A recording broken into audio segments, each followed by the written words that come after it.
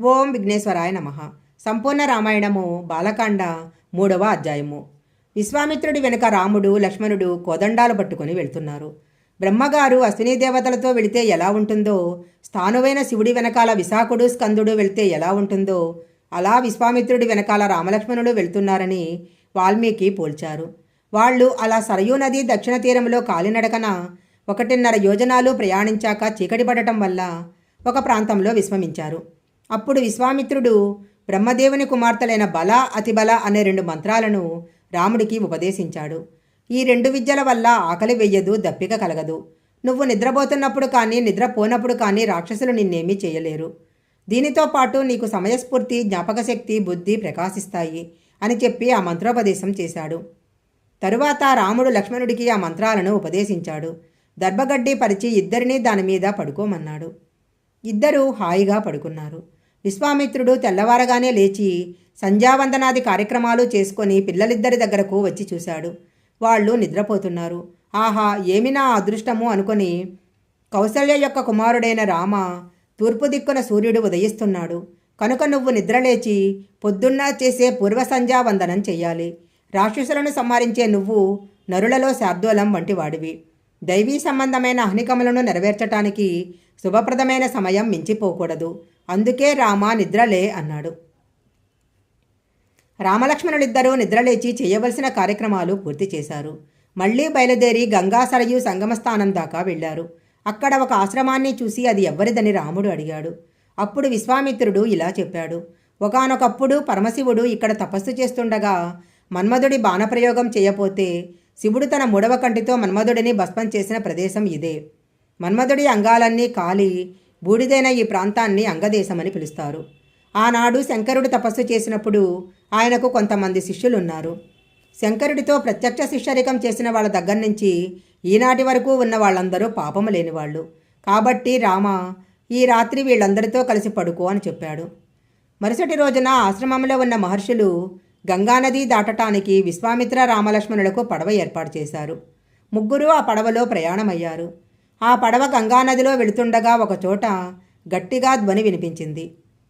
అప్పుడు రాముడు అంత గట్టిగా ధ్వని ఎందుకు వినిపిస్తుంది అని విశ్వామిత్రుడిని అడిగాడు. అప్పుడు ఆయన ఇలా చెప్పాడు. ఒకనాడు బ్రహ్మగారు తన మనసుతో కైలాస పర్వత శిఖరాల మీద ఒక సరోవరాన్ని నిర్మించారు.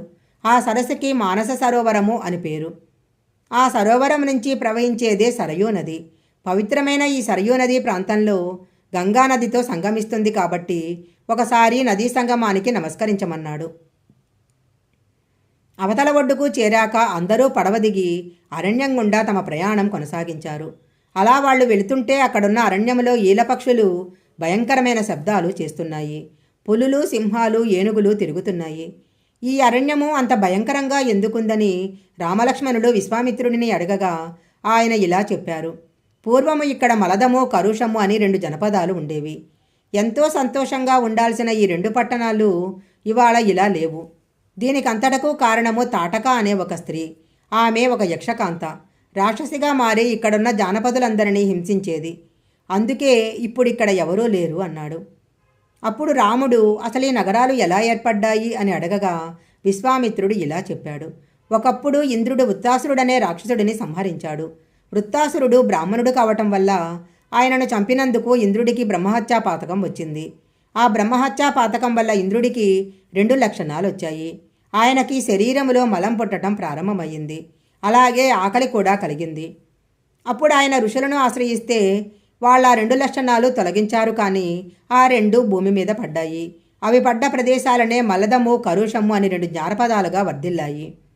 ఇక్కడున్న ప్రజలు సుఖ సంతోషాలతో ఆనందంగా ఉంటారని ఇంద్రుడు వరం ఇచ్చాడు. అలాగే పూర్వకాలంలో సుకేతు అనే యక్షుడికి పిల్లలు లేకపోతే బ్రహ్మగూర్చి తపస్సు చేశాడు. బ్రహ్మదేవుడు ప్రత్యక్షమై, నేను నీకు కొడుకులను ఇవ్వను, ఒక కూతురిని ఇస్తాను. ఆమె కామరూపి మహా అందగత్తె. ఆమెకు 1000 ఏనుగుల బలముంటుంది అని వరం ఇచ్చాడు. ఆమె పేరు తాటకి. ఆమెకు యవ్వనం వచ్చాక సుందుడికిచ్చి వివాహం చేశారు. వాళ్ళకి మారీచుడు జన్మించాడు. 1000 ఏనుగుల బలం ఉండటం వల్ల గర్వంతో అరణ్యంలో ఇష్టం వచ్చినట్లు తిరిగేవాళ్ళు. ఒకనాడు సుందుడు అగస్త్య మహర్షి మీదికి దాడికి దిగాడు. ఆయనకు ఆగ్రహం వచ్చి సుందుడిని సంహరించగా తాటకి తన కుమారుడితో కలిసి అగస్త్య మహర్షి మీదకి వచ్చింది. అప్పుడు ఆయన తాటకిని నీకు వికృత రూపం వస్తుంది అని, మారీచుడిని వాటి నుంచి రాక్షసుడి అవుతావని శపించారు. ఈ తాటకి 2 నగరాల్లో సంచరిస్తుంది. ఈమె నరమాంసభాక్షానికి అలవాటు పడటం వలన నగరాలలోని జనాలు ఊరు వదిలి వెళ్ళిపోయారు.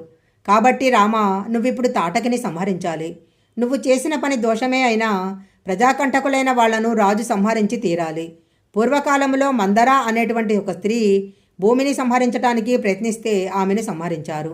అలాగే భృగు మహర్షి భార్య ఇంద్రుడిని సంహరించడం కోసము తపస్సు ప్రారంభిస్తే శ్రీ మహావిష్ణువు ఆమెను సంహరించారు. నువ్వు కూడా ఈ తాటకని సంహరించు అని విశ్వామిత్రుడు చెప్పాడు.